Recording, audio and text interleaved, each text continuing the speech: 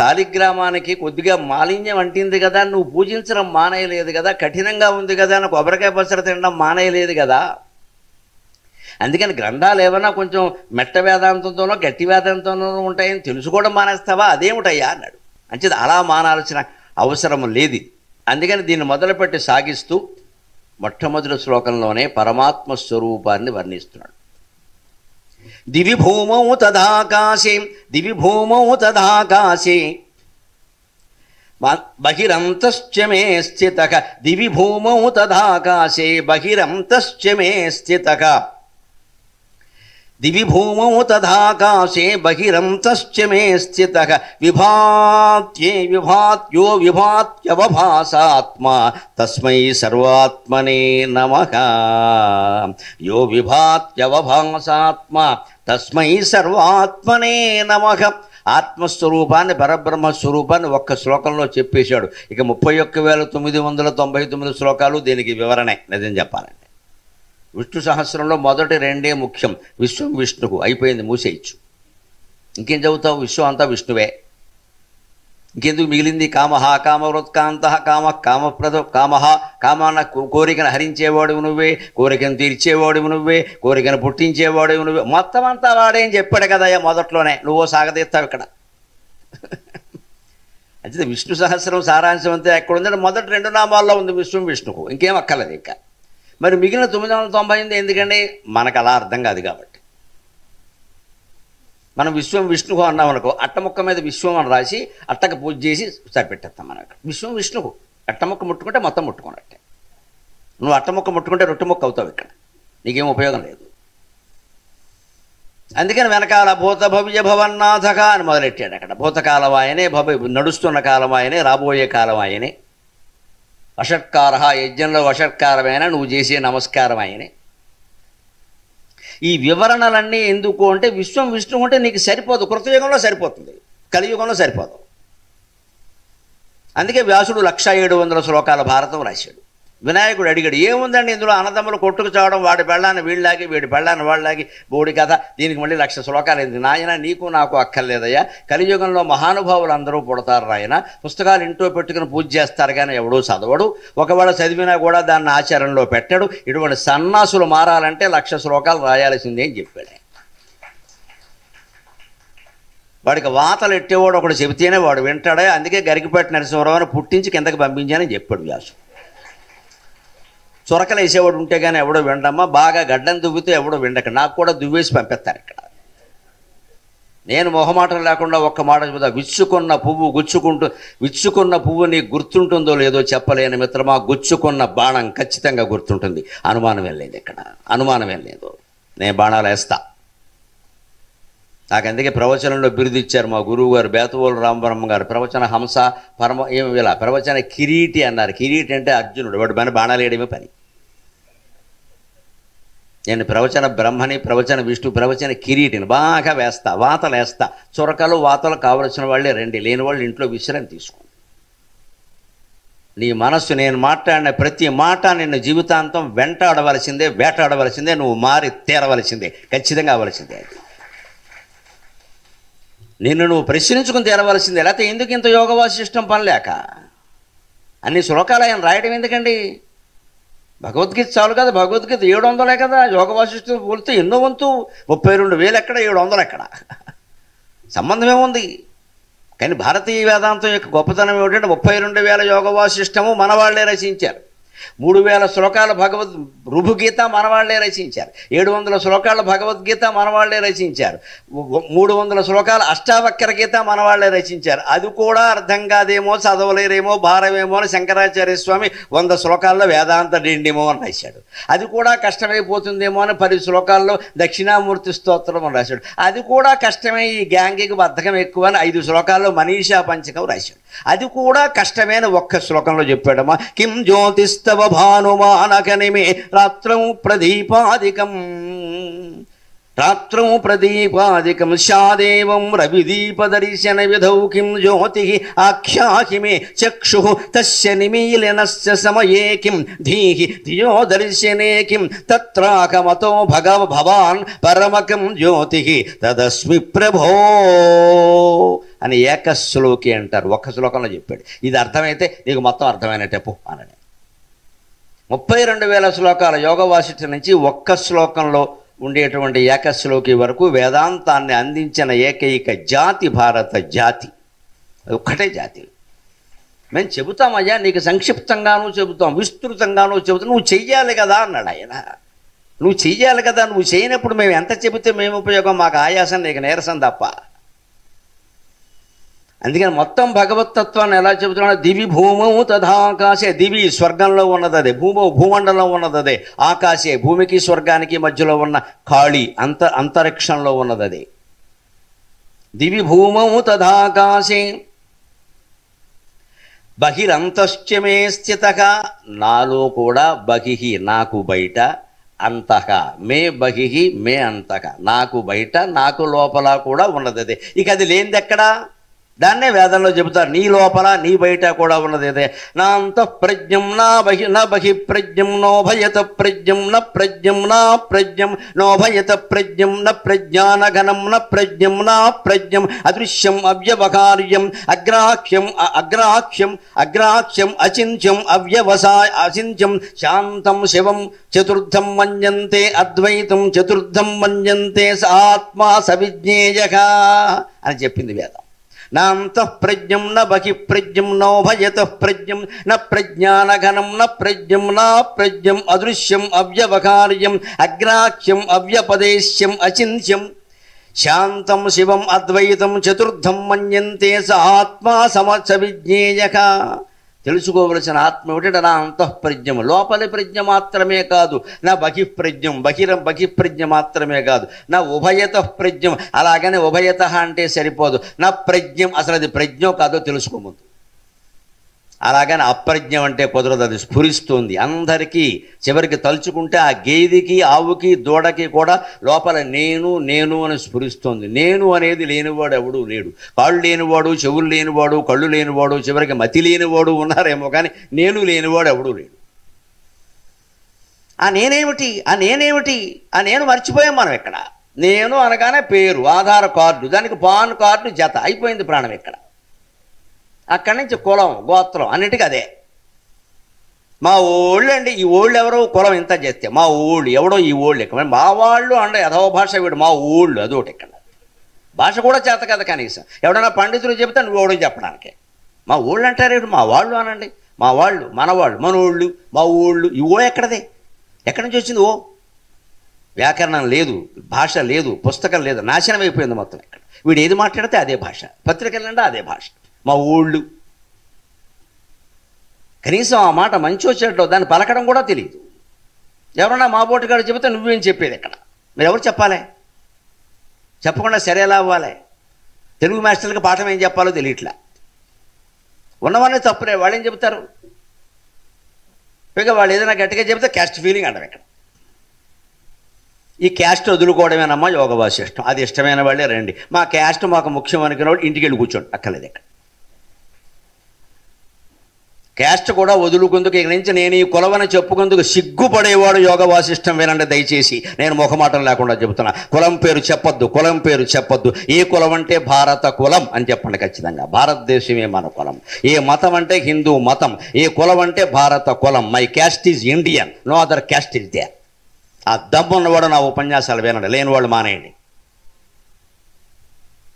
నాకు అందుకే ఖచ్చితమైన మా కుల సంఘం బ్యానర్ ఉంటే నేను దేవేంద్రుడు పిలిచినా వెళ్ళను, నేను మాట్లాడను. దేవుడు బ్యానర్ ఉండవలసిందే, కుల సంఘం బ్యానర్ ఉండడానికి వీల్లేదు. ఖచ్చితంగా ఉంటాను నేను. అష్టాదశ వర్ణాల వాళ్ళ ఇంట్లో నేను ఎప్పటికే భోజనం చేశా, ఇంకా చేస్తా, సిద్ధంగానే ఉన్నాను.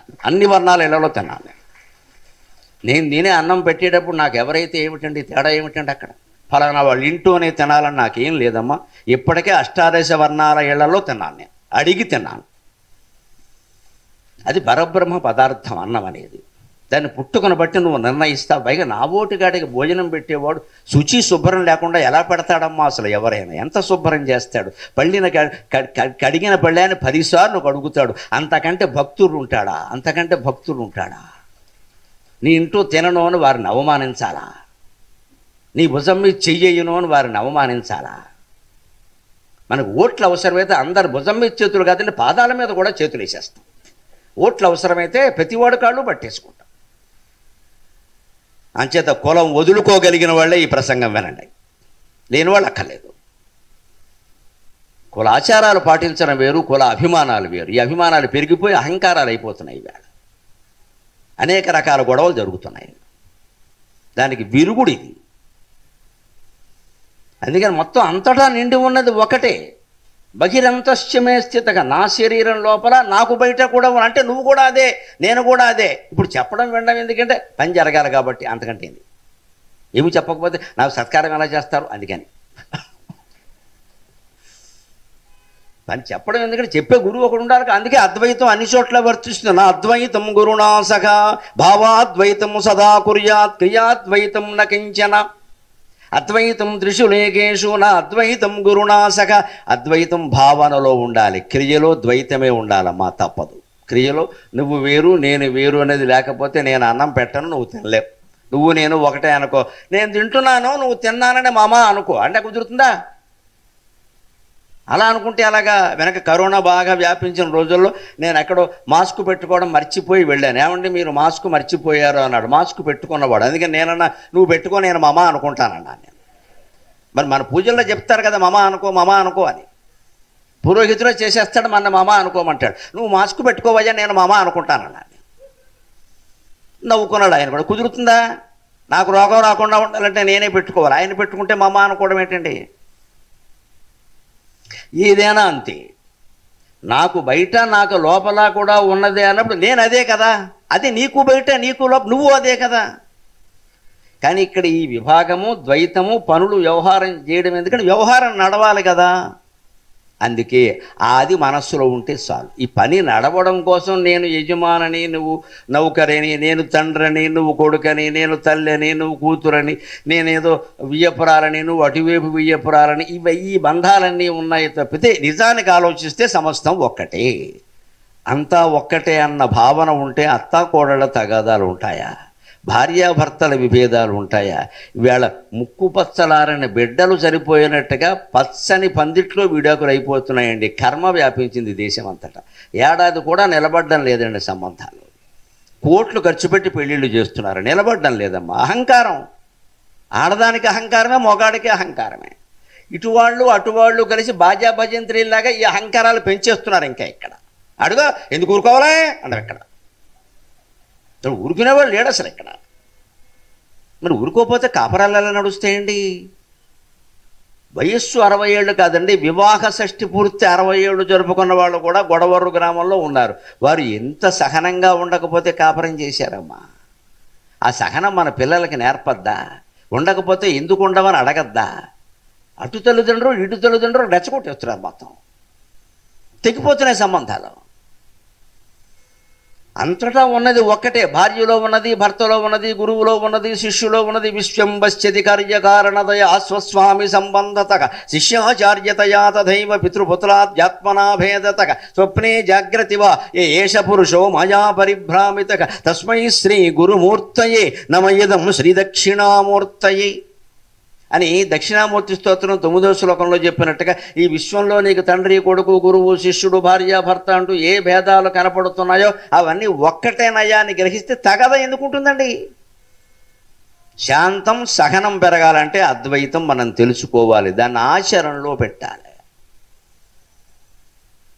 ఆ అద్వైత జ్ఞానం పూర్తిగా కలిగే వరకు గురువు దగ్గర అద్వైతాన్ని పాటించొద్దు అన్నారు. ఎందుకంటే గురువు కనపడగానే నమస్కారం చేయాలి, చెప్పండి అని అడగాలి, మర్యాదగా ఉండాలి. ఆయన ఒళ్ళో కాళ్ళెట్టి బోధ చేయమంటే ఎలా కుదురుతుంది? నువ్వు నేను ఒకటే కదా అని గురువు చెప్తాడా ఇంకా? అందుకని గురువు నా అద్వైతం గురునా సహా, గురువు దగ్గర మాత్రం అద్వైతం పాటించకున్నా ఆయన భక్తిగా ఎదురుగా ఆయన ఆసనంలో కూర్చుని నువ్వు కింద కూర్చుని చెప్పింది విను, చెప్పింది చెయ్యి అన్న. ఎందుకు తెలుసుకోవాలి కాబట్టి. తెలుసుకుంటే తర్వాత అందరూ ఒకటే. ఇది బహిరంతశ్చమే స్థిత. నిజానికి ఈ బహిరంతశ్చ ఒక్కటి చాలు. నాకు లోపల నాకు బయట ఉన్నది కూడా ఒకే ఒక ఆత్మతత్వం అని తెలుసుకోగలది ఇంకేమిటండి? యో విభాతి అవభాసాత్మ, యో విభాతి ఆ ఆత్మ ప్రకాశిస్తోంది, అవభాసాత్మ అదే అన్నిటినీ ప్రకాశింపజేస్తోంది, తాను వెలుగుతూ అన్నింటినీ వెలిగిస్తోంది. తస్య భాషా సర్వమిదం విభాతి. తదేవ భాంతమనుభాతి తస్య భాషా సర్వమిదం విభాతి వేదం చెప్పినమాట. అది వెలుగుతూ అన్నింటినీ వేస్తోంది. తస్మై సర్వాత్మనే నమః. ఆ రకంగా అన్నింటిలోనూ వ్యాపించిన ఆత్మస్వరూపానికి నమస్కారం అని యోగ వాసిష్టం మొదలు పెడుతున్నాడు. దాన్ని అత్యాధునికమైన పరిశోధనలు రుజువు చేశాయి. అంతటా ఒక ఆత్మ ఉంది, మేము అంగీకరిస్తున్నాం అని నాసా కేంద్రం వాళ్ళు ప్రకటించారు. అనుమానం ఏమీ లేదు అందులో. అంతేకాదు, వాళ్ళు ఇంకో మాట కూడా అమెరికన్ శాస్త్రజ్ఞులు అన్నారు, ఈ విషయాన్ని హిందూ పురాణాలు బాగా ముందే చెప్పినట్టుగా ఉన్నాయి అన్నారమ్మా. అది మనం సంతోషం. ఎలా కనిపెట్టారో చెబుతా. దైవ కణం అని ఒక కణానికి పేరు పెట్టారు వాళ్ళు. పత్రికల్లో వచ్చిన వార్త ఇది. దైవ కణం అని పెట్టారు. దానికి ఆ పేరు ఎందుకు పెట్టావయ్యా? గాడ్ పార్టికల్ అని పెట్టారు. ఆ పేరు ఎందుకు పెట్టావంటే, మేము దీనికి మూలమేది, దీనికి మూలమేది, దీనికి మూలమేది అని పరిశోధనలు చేసుకుంటూ వెళ్ళాము. వెడితే చివరికి పరమాణువు కూడా మూలమేది. సృష్టికి, మొత్తం సృష్టి కనపడుతున్న దానికి పంచభూతాలు మూలం, పంచభూతాలకి అణువులు మూలం, అణువులకి పరమాణువులు మూలం. ఆ పరమాణువుల మూలమని మనకి ఈ సన్నాసులు చెప్పేది ఏమిటండి? పరం జ్యోతి పరం ధామ పరమాణు పరాత్పర పాశహస్త పాశహంత్రి పరమంత్ర విభేదిని. ఎప్పటి లలితా సహస్రం, ఎప్పటి వ్యాసుడు 5000 ఏళ్ల క్రితం చెప్పాడు ఆ విషయాన్ని.